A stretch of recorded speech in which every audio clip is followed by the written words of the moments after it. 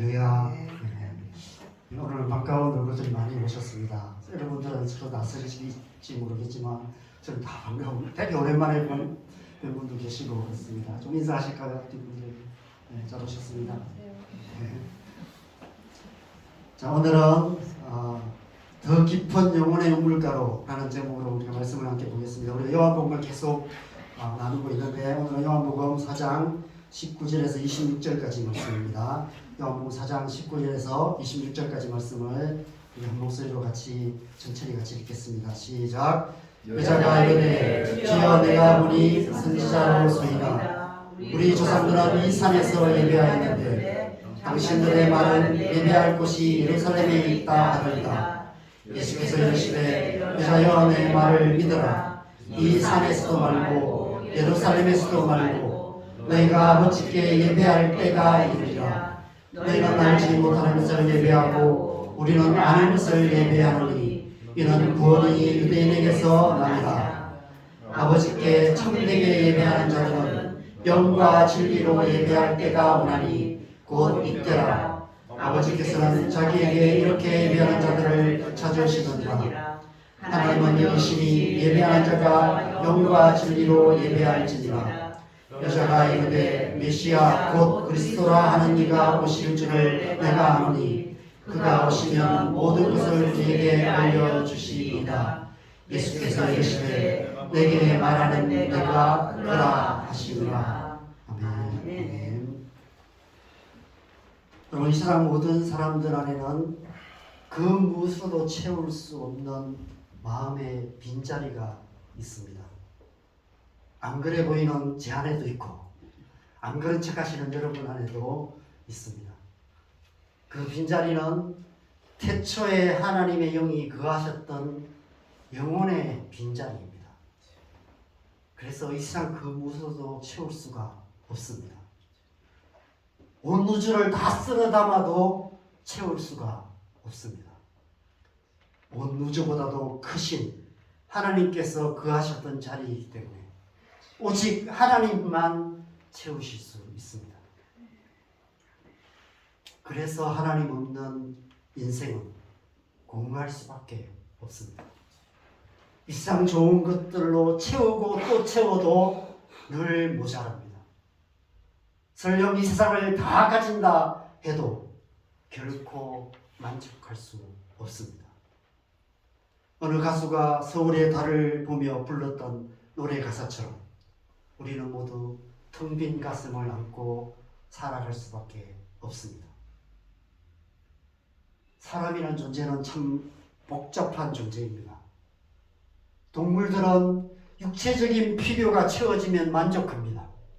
배부르고 등 따시면 됩니다. 그런데 사람은 그렇지가 않습니다. 배부른 돼지보다 배고픈 소크라테스가 더 낫다라고 말하는 존재들입니다. 육신의 필요가 채워지는 것만으로는 결코 만족할 수가 없습니다. 육신의 필요보다 더 깊은 마음의 필요가 있기 때문입니다. 물론 동물들에게도 어느 정도 그런 필요들이 있습니다. 그래서 우리가 강아지들을 매일 산책시켜야 하고 또 사랑과 관심을 쏟아줘야 하죠. 그러나 사람의 마음에는 동물들과는 비교할 수 없는 더 깊고 오묘하고 다양한 필요들이 있습니다. 그 필요들이 채워지지 않으면 공허함과 외로움과 불안함과 두려움 같은 마음을 느끼게 됩니다. 그래서 그런 부정적인 감정들로 인해 고통을 느끼게 돼요. 그래서 그 고통을 달래기 위해서 자기만의 무언가에 몰두하게 되고 잠시라도 그 고통을 잊게 해줄 진통제를 찾아서 세상의 어두운 뒷골목을 헤매기도 합니다. 오늘날도 이 세상에는 그렇게 뭔가 마음을 달래기 위해서 어두운 뒷골목을 헤매는 그런 사람들이 많이 있습니다. 방황하는 영혼들이 많이 있습니다.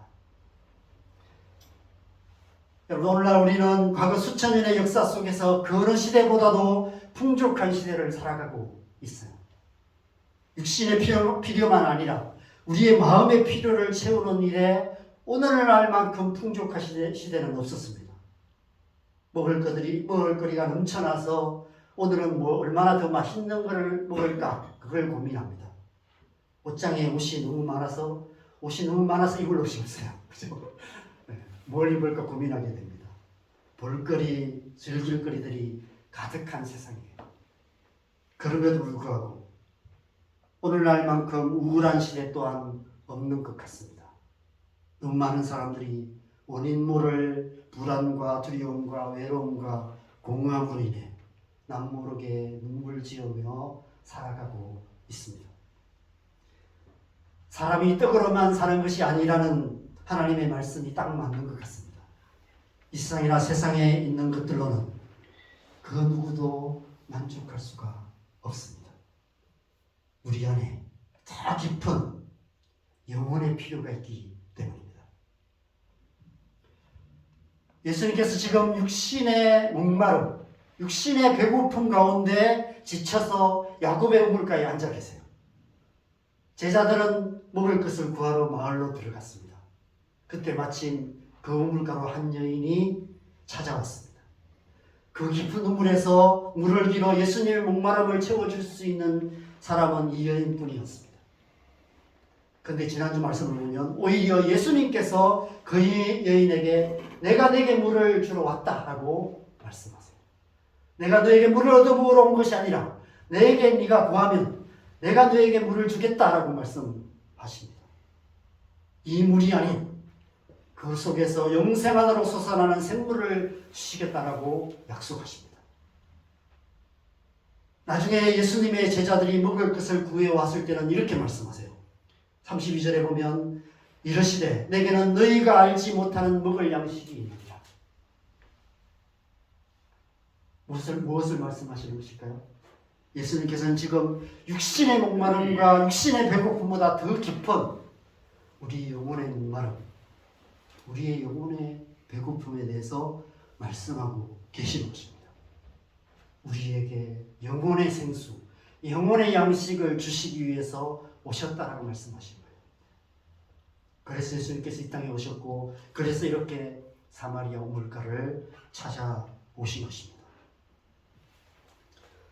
물론 이 여인은 지금 육신의 목마름으로 그 우물가로 나왔습니다. 많은 사람들이 교회를 옵니다. 자기 안에 더 깊은 영혼의 필요가 있는 걸 잘 모른 채 와요. 그냥 친구 만나러 오기도 하고요. 뭔가 내 삶에 문제가 있어서 뭔가 좀 도움이 필요해서 오기도 합니다. 여러 가지 동기로 교회를 와요. 근데 그곳에서 교회 생활 속에서 정말 자신의 진정한 필요가 뭔지를 알게 돼요. 영혼의 필요. 이 여인은 단지 그냥 지금 육신의 목마름, 물 기르러 우물가로 왔습니다. 그녀는 매일 그 시간에 그 우물가에 와서 물을 길어야 했습니다. 예수님께서도 지금 육신의 목마름 때문에 그 여인에게 말을 겁니다. 물을 좀 달라라고 말씀하십니다. 예수님과 그녀와의 대화는 이처럼 육신의 목마름을 채우는 이 땅의 물에 대한 대화로 시작이 되었습니다. 그런데 말씀을 읽어가다 보면 예수님께서 이 대화를 더 깊은 곳으로 이끌어가고 계시는 것을 보게 돼요. 저는 친구 따라 교회에 왔거든요. 그냥 목욕하고 오다가 친구 만나고 그냥 놀러 갔어요.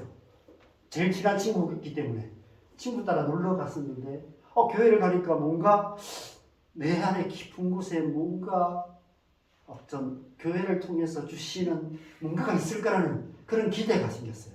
하나님 정말 계실까? 이 질문이 생기기 시작해서 열심히 교회를 다니다 보니까 지금 여기까지 오게 되었습니다. 예수님께서 그 여인 안에 더 깊은 목마름이 있음을 아셨습니다. 그래서 지금 그 여인을 그 더 깊은 우물가로 이끌어 가시기 시작하시는 것이죠. 그 속에서 솟아나는 영생하도록 솟아나는 생물을 주실 것을 말씀하시면서 갑자기 네 남편을 불러오라 이렇게 말씀하세요. 그 여인 안에 있는 그 육신의 목마름보다 좀 더 깊은 곳에 있는 마음의 목마름에 대해서 말씀하시는 것입니다. 그녀의 마음의 목마름을 채우고 있는 마음의 우물이 무엇인지를 말씀하시는 거예요. 여러분, 우리에게도 우리 마음의 목마름을 채우는 마음의 우물들이 있습니다. 그 우물들 가운데는 나름대로 건강한 것들도 많이 있습니다. 지적인 필요를 채워주는 어떤 독서 같은 거, 아니면 정서적인 필요를 채워주는 예술 활동 같은 걸 한다든지, 이런 것들을 통해서 우리의 마음의 필요들이 채워집니다. 운동을 하기도 하고 여행을 하기도 합니다.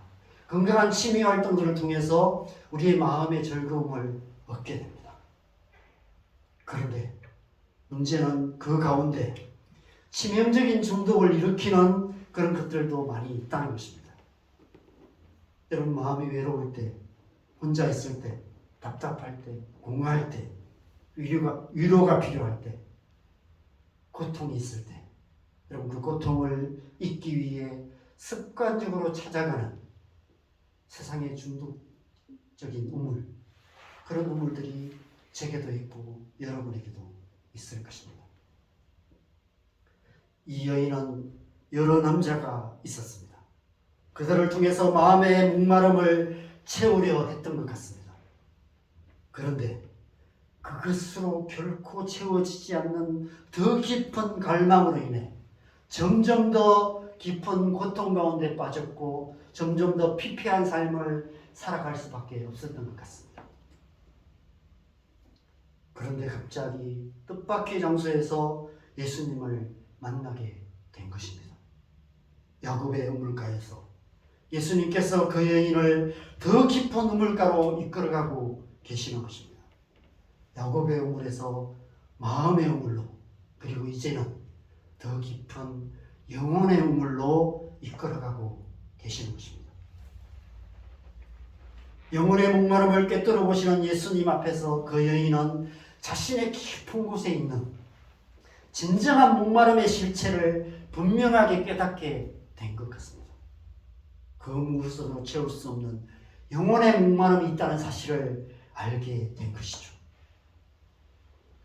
여러분, 우리의 목마름의 실체가 바로 이거예요. 이 세상 모든 사람들 안에 있는 갈망의 진정한 실체가 이것입니다. 영혼의 목마름이죠. 이 세상 그 무엇으로도 채울 수 없는 영혼의 목마름이 모든 사람들의 안에 있습니다.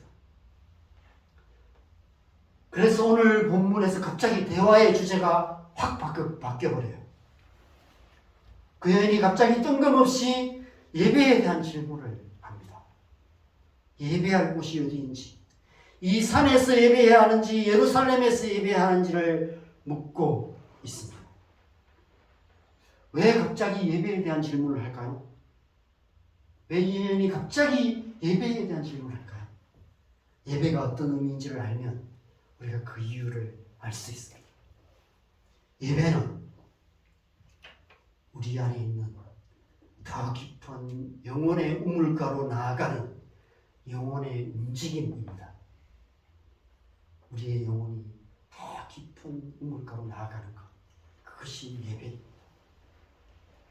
우리가 우리 안에 있는 깊고 오랜 영혼의 목마름을 가지고 하나님 앞에 나아가 하나님을 예배할 때 우리 안에서 영혼의 샘물이 솟아나게 되는 것이죠.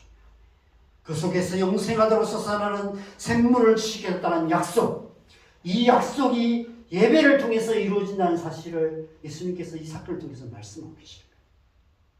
그래서 예수님께서 이 대화를 예배로 이끌어 가시는 것입니다. 이 여인은 자기도 모르게 예배에 대한 질문을 하고 있는 거예요. 자기가 지금 왜 이 질문을 하고 있는지도 몰랐을 것입니다. 그런데 이것이 본질이었어요. 영생하도록 솟아나는 샘물, 우리 속에서 그 샘물이 솟아나게 하는 그 영혼의 움직임, 그것은 예배입니다. 그래서 예배가 중요한 거예요. 예배를 통해서 하나님께서 그 은혜를 우리 안에 주시는 것입니다. 예수님께서 지금 이 여인을, 그리고 저와 여러분을 더 깊은 영혼의 우물가로 이끌어가고 계시는 것입니다. 제게 있어서 선교단체에서 제가 20년을 사역했었고 교회에서 10년을 사역을 했습니다. 그래서 총 30년을 사역을 했는데, 제가 선교단체에서 사역했던 20년의 시간을 돌아보면 육신적으로는 참 쉽지 않은 시간들을 많이 보냈던 것 같습니다.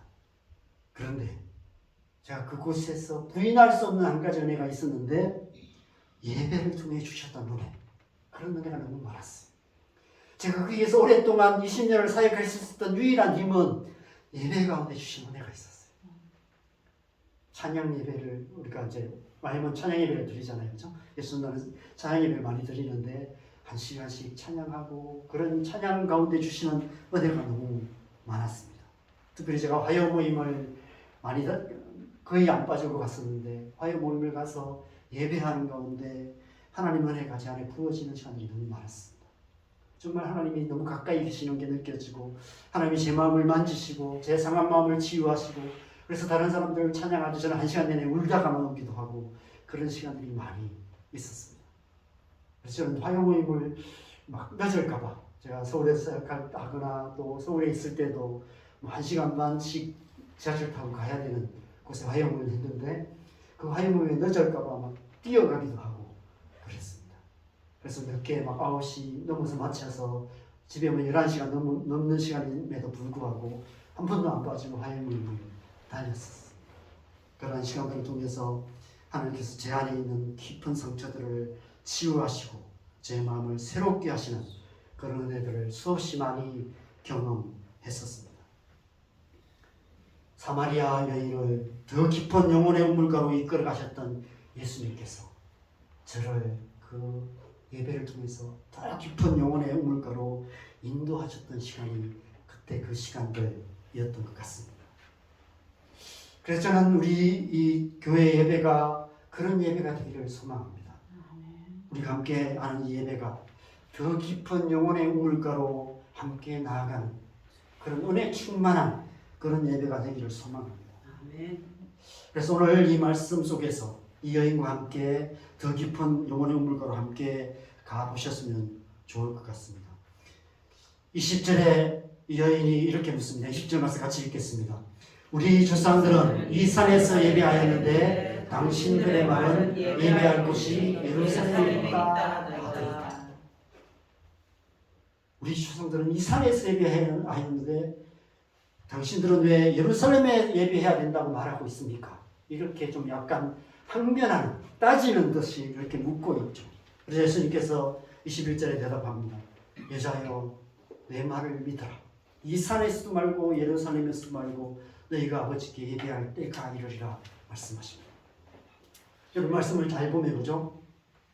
예배할 곳이 어디인지를 묻는 질문에 예수님께서는 예배할 때가 이르리라 대답하세요. 장소를 묻는 질문에 시간을 말씀하세요. 공간에 대한 질문에 시간에 대한 대답을 하십니다. 여러분 시간과 공간은 하나님의 창조의 두 축입니다. 하나님이 창조하신 모든 만물은 시간과 공간 속에 있습니다.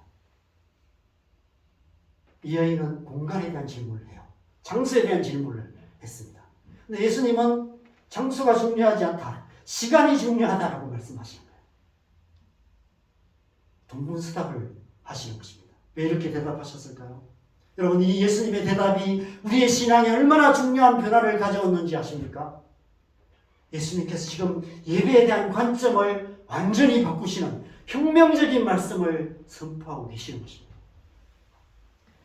지금까지 이스라엘 역사에서 예배의 주된 배경은 공간이었습니다.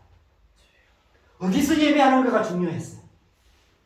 사마리아인들은 거리심산에서 예배했습니다. 유대인들은 예루살렘 성전에서 예배를 드렸습니다. 아무 데서나 예배할 수 없었습니다. 하나님께서 말씀하신 성스러운 장소에서 거기서만 예배해야 했습니다. 그런데 예수님께서 이 산에서도 말고 예루살렘에서도 말고 아버지께 예배할 때가 이르릴 것이라고 말씀하십니다. 예배의 배경을 공간 중심에서 시간 중심으로 바꾸시는 거예요. 여러분 이 말씀이 우리에게 얼마나 중요한 말씀인지 조금만 생각하면 알 수 있습니다. 만약 예수님께서 예배의 배경을 바꾸시지 않았다면 우리는 지금도 예루살렘까지 가서 예배를 드려야 될지도 모릅니다. 무슬림들이 메카로 성지순례를 하듯이 우리도 매년 성지순례를 가야만 할지도 모릅니다. 물론 오늘날 성도들 가운데도 성지순례를 가시는 분들이 많이 계십니다. 그런데 그것은 다른 종교에서 말하는 성지순례와는 다른 의미입니다. 엄밀하게 말하면 이 땅에 성지는 따로 없습니다. 거룩한 하나님의 백성들이 살아가는 모든 삶의 현장이 성지입니다. 성지순례라는 그럴듯한 이름을 붙이지만 실상은 과거 성경의 역사 속에 중요한 사건이 일어났었던 종교적 유적지를 관광하는 것입니다. 그냥 관광 가는 거예요. 성지순례라는 이름으로. 제가 두 번째 안식년을 제주도에서 보냈습니다. 한 1년 반 정도 제주도에 있었는데 제가 이제 1년 반 있으면서 제주 바닷가에 어떤 작은 교회를 다녔어요. 2006년도, 2007년도에 거기에 있었던 것 같습니다. 근데 그 당시에 그 교회 목사님께서 그 교회에서만 30년 목회를 하셨어요. 하영조 목사님, 권임 목사님도 같이 공부를 하셨었대요. 자기 동기들은 큰 교회를 하는데 자기는 이렇게 작은 교회를 하고 있다, 이렇게 교제할 때 그런 얘기를 하셨어요. 근데 30년을 목회를 하니까 너무 충성스럽게 하시니까 그죠? 은혜가 너무 많았어요. 성도들은 한 50, 60명밖에 안 되는데 그죠? 매주 갈 때마다 어떤 분이 건축 헌금으로 몇백만 헌금했다, 이런 주보들이 계속 나와요. 어떤 한 청년이 취업해서 처벌급 받았다고 오르간을 헌물했다, 이런 얘기들이 계속 나와요. 그런 은혜들이 계속 있었습니다. 한 번은 목사님 30년 되었다고 성도들이 이렇게 목사님께 성지순례 가시라고 헌금을 몇백만 원을 하셨어요. 근데 목사님께서 이렇게 기도하시는데 하나님께서 이런 마음을 주셨대요. 야, 네가 지금 그 나이에 거기 가서 죽은 교회 봐서 뭐 할래? 이런 마음을 주셨다고. 그래서 그 헌금을 고스란히 건축 헌금을 하셨어요. 제가 몇 년 전 제주에 갔을 때 그 교회를 지나갔는데 보니까 교회를 다시 정말 아름답게 새로 다시 지었더라고요. 제가 실제로 만난 목사님 중에 이런 목사님이 정말 계시는구나, 정말 존경할 만한 그런 목사님이라는 생각이 많이 들었습니다. 여러분, 예배는 장소가 아닌 시간이 중요합니다. 아브라함 헤시엘이라는 유대교 신학자가 있습니다. 이 유대교 신학자가 안식일의 의미에 대해서 안식이라는 책을 썼어요. 유대교 신학자이기 때문에 유대교 입장에서 안식일이 어떤 의미인지를 설명하는 그런 내용입니다. 안식일이라는 시간을, 안식일을 이런 의미로 설명해요. 시간을 거룩하게 하는 날이 안식일이다. 어떤 공간이 아닌 시간을 거룩하게 하는. 그래서 일주일에 하루의 시간을 거룩하게 구별하여 시간의 성전을 세우는 날이 안식일이다, 이렇게 설명을 합니다. 시간을 하나님의 영으로 가득 채우는 것이 안식이다, 이렇게 표현을 해요. 너무 멋있는 말이지 않나요? 시간을 하나님의 영으로 채우는 것. 우리가 살아가는 삶의 시간을 하나님의 영으로 채워간다면 그것이 성령 충만이고 그것이 하나님의 나라의 삶이 아닐까. 우리가 우리의 시간을 하나님의 영으로 채워간다면 우리가 살아가는 그 삶의 공간 또한 하나님의 영으로 가득한 공간이 되지 않을까, 이런 생각이 좀 들었습니다. 그 의미를 우리가 예배에 적용한다면 예배는 시간을 거룩하게 하는 행위라고 할 수 있습니다. 장소가 중요한 것이 아니라 그 시간이 중요한 것이죠. 어디서 예배하든지 그 예배의 시간을 통해 우리의 그 시간을 거룩한 시간으로 만들고 그 시간을 하나님의 영으로 가득 채우는 그것이 바로 예배인 것입니다. 여러분, 이 변화가 얼마나 혁명적인 변화인지 다시 한번 생각해 보셨으면 좋겠어요. 예배가 공간 중심이 되면 우리의 삶은 이원론적인 삶이 될 수밖에 없어요. 교회에서의 삶과 가정에서의 삶, 교회의 삶과 직장에서의 삶의 모습이 다른 이유가 있기 때문입니다. 교회에서 예배하는 그 시간은 거룩한 시간이 되지만 교회를 떠나 가정에서 살아가는 삶, 직장에서의 삶은 그렇지 않은 시간이 되는 것이죠. 공간 중심의 삶을 살기 때문에 그래요. 예수님께서 예배의 배경을 시간 중심으로 바꾸신 것은 우리의 모든 삶이 언제 어디서 무엇을 하든지 그 모든 삶이 예배가 되어야 된다는 것을 말씀하신 것입니다. 언제 어디서 무엇을 하든지 예배자의 삶을 살아가는 것을 의미하는 거예요. 우리의 삶의 모든 영역들 가운데 지극히 작은 일부인 교회라는 그 작은 공간에서 정해진 한 날, 한 시간, 그 시간만이 아니라 우리의 삶의 모든 영역, 모든 날, 모든 시간이 거룩한 하나님의 나라가 되어야 된다는 것을 말씀하시는 것입니다. 그것이 그리스도인의 삶이며 그렇게 살아감으로 하나님 나라를 이루어갈 것을 말씀하시는 거예요. 그럼에도 불구하고 지난 2000년의 역사 속에서 교회는 이 예수님의 말씀을 귀담아 듣지 않았던 것 같습니다. 잘 이해를 못했던 것 같아요. 여전히 예배를 공간으로 잘못 이해했던 것 같습니다. 그래서 유럽의 교회들이 가난한 사람들을 착취하여서 화려한 예배당을 지었어요. 화려한 건물들을 지었어요. 그 건물들이 지금은 그냥 관광지가 되어서 돈벌이 수단이 되고 말았습니다. 오늘날 이 땅의 교회도 정도의 차이만 있을 뿐 여전히 이 말씀을 귀담아 듣지 않고 이 말씀을 잘 이해하지 못하고 있는 것 같습니다. 수백억 수천억을 들여 건물들을 짓고 화려하게 장식하고 교회라는 간판을 붙여놓고 있습니다. 여전히 건물을 중요하게 생각합니다. 제가 교회를 기축할 때 처음 사실 이렇게 안 할 생각이었어요.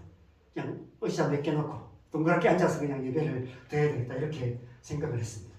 근데 이제 PPT도 필요하고 하다 보니까 그냥 이렇게 돼버렸어요. 네. 여러분, 과거 우리나라 교회들은 예배당을 거룩한 공간이라고 생각했습니다. 특별히 강단, 강대상, 거기는 아무나 올라가면 안 되는 곳이었습니다. 이런 예화가 있습니다. 어느 교회 목사님이 부임하셨다가 얼마 못 있어서 쫓겨나셨습니다. 교회 왔는데 강대상이 오른쪽 편에 있었는데 아무리 봐도 왼쪽 편에 있는 게 나을 것 같아서 반대편으로 옮겼다고 그것 때문에 쫓겨났어요. 그 다음에 오신 목사님도 그래서 쫓겨났습니다. 그런데 그 후에 오신 목사님은 강대상을 옮기셨는데도 불구하고 쫓겨나지 않았다고 합니다. 어떻게 그랬을까요?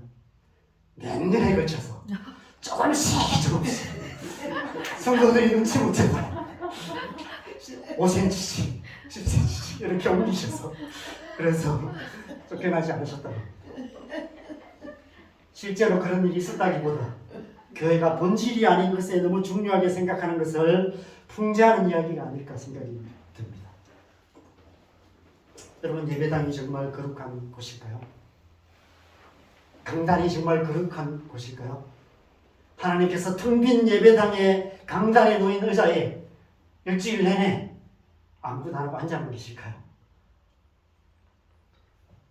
여러분, 윤종아 장로님께서 섬기셨던 광야교회는 지금은 어떤지 모르겠지만 오랫동안 교회 건물 없이 다른 교회를 빌려서 모였습니다. 주일에 다른 교회를 빌려서 모이는데 여러분, 주일에 교회를 다른 교회에 빌려줄 수 있는 교회가 어떤 교회가 있을까요? 주일에 다 예배를 드립니다. 안식일 교회였습니다. 안식일 교회는 토요일에 예배를 드리기 때문에 주일이 비어요. 그래서 주일에 안식일 교회를 빌려서 예배를 드렸습니다. 아시다시피 안식일 교회는 이단입니다. 우리가 이단이라고 취급하는 교회입니다. 이단 교회를 빌려서 거기서 예배를 드렸어요. 얼마나 받겠습니까? 예배하는데 장소가 중요하지 않다는 사실을 아셨던 것입니다. 지금도 건물 없이 학교 강당이나 카페 같은 곳을 주일에만 빌려서 예배하는 교회도 많이 있습니다. 여러분, 만약 절을 빌려서 성주사나 저기 불국사나 이런 데를 빌려서 예배하면 어떨까? 저는 빌려만 준다면 안 될 것도 없다고 생각합니다. 빌려주지 않겠지만, 물론 예배가 잘 될지는 잘 모르겠어요. 이렇게 뭐 불상들 보면서 예배에 집중하기가 쉽지는 않겠죠. 그래도 거기서 드린 예배도 하나님이 받으실까고 믿습니다. 단기 선교를 가면 모스크나 절에 가서도 기도를 합니다. 저도 단기 선교 가서 모스크도 갔었고 라마 불교 사원에도 갔었습니다. 하나님께서 거기서 하는 기도를 저는 들으신다고 믿습니다. 거기서 예배할 수만 있다면 거기서 드린 예배도 반드시 받으실 줄 믿습니다. 그렇다고 절에 가서 큰 소리로 찬양하고 기도하면 안 됩니다. 실제로 그런 일들이 있어서 사회적 이슈가 된 적이 많이 있었습니다. 여러분, 반대로 생각해 보시면 좋겠어요. 만약 어떤 주일에 스님이 오셔서 막 교회에 오셔서 목탁 치고 연불 하신다면 우리가 가만히 있겠습니까? 그렇게 하는 것은 무례한 짓이죠. 그렇죠? 열정은 뭐 가상하지만 하나님의 방법이 아닌 것 같습니다. 그리고 만약 예배가 여전히 공간 중심이라면 우리는 아무 데서나 예배할 수가 없죠. 예배의 배경이 시간 중심으로 바뀌었기 때문에 우리는 어디서나 예배할 수 있습니다. 주일에 온 교회가 함께 모여서 드리는 이 예배는 공동체가 거룩한 시간을 공유하는 시간입니다.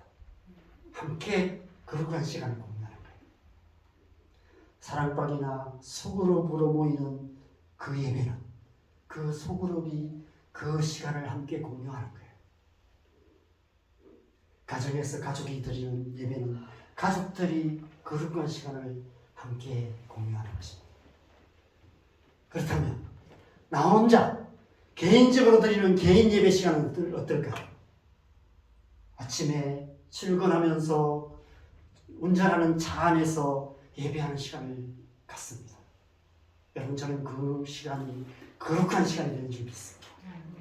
출근하면서 묵상하는 말씀도 듣고 찬양하고 가는 그 시간이 예배의 시간이고, 거기서 드리는 그 예배를 하나님께서 거룩한 예배로 받으시는 줄 믿습니다. 그렇게 우리의 시간들을 거룩한 시간으로 채워가는 것, 그것이 그리스도인다운 삶이라고 믿습니다. 23주가 24절에는 영과 진리로 예배할 것을 말씀하세요.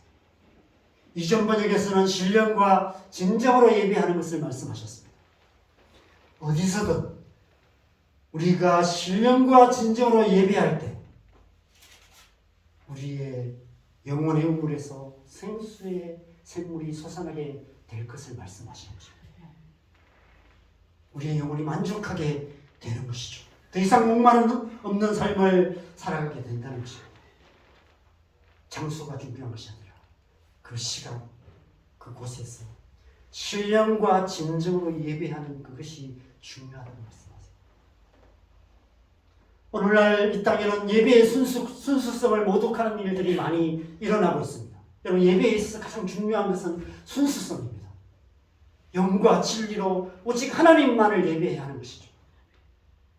예배 자체가 목적이 되어야 하는 것이죠. 예배를 우리의 인간적인 목적을 이루는 수단으로 만들어서는 안 되는 것입니다.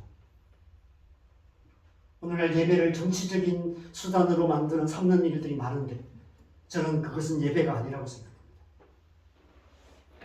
어떤 경우에도 예배를 수단화해서는 안 되는 것입니다. 그것은 하나님을 수단화하는 거예요. 하나님을 우리의 목적에 이용하려는 얄팍한 속임수를 우리는 경계해야만 하는 것입니다. 오직 하나님만 예배하는, 오직 하나님만 높이는, 신령과 진정으로 하나님을 높이는 시간, 그것이 예배인 것입니다. 영과 진리로 오직 하나님만 예배할 때 우리의 삶의 모든 시간이 거룩한 시간이 되고 우리가 살아가는 삶의 모든 공간이 거룩한 공간이 되는 것입니다. 우리가 우리의 삶의 시간들을 거룩한 시간으로 채워갈 때 우리가 살아가는 삶의 공간이 거룩한 공간으로 채워지는 것이죠. 그래서 이 땅이 하나님 나라가 되는 것입니다. 그렇게 예배를 통해서 우리의 모든 삶의 시공간을 거룩한 시공간으로 만들어가는 것, 그것이 하나님의 나라인 것입니다. 그렇게 하나님 나라를 이루어가는 부르심을 받은 자들이 바로 저와 여러분입니다. 하나님의 백성인 것이죠. 그래서 우리는 예배하기에 힘써야 합니다. 예배의 삶을 살아야 되는 것입니다. 개인적인 예배, 또 우리 가정의 예배, 어떤 예배든 삶의 시간들을 하나님을 예배하며 하나님을 높이며 그렇게 살아가는 삶의 시간들을 통해서 우리의 삶을 하나님의 거룩하신 임재로 가득 채워가는 것입니다. 하나님의 영으로 가득 채워가는 그런 시간인 것이죠. 그렇게 할 때 우리의 영혼에서 그 영혼의 물에서 영원히 목마르지 않는 샘물이 날마다 솟아나게 될 줄 믿습니다. 그래서 우리는 더 이상 목마름 없는 그런 삶을 살아가게 될 줄 믿습니다. 그 은혜가 저와 여러분 안에 충만하시기를 주님의 이름으로 간절히 축원합니다. 우리 함께 찬양하겠습니다. 우리 그 은혜를 사모하면서 187장 우리 함께 기도하는 마음으로 함께 찬양하겠습니다. 찬송가 187장 비둘기같이 온유한 함께 찬양하겠습니다.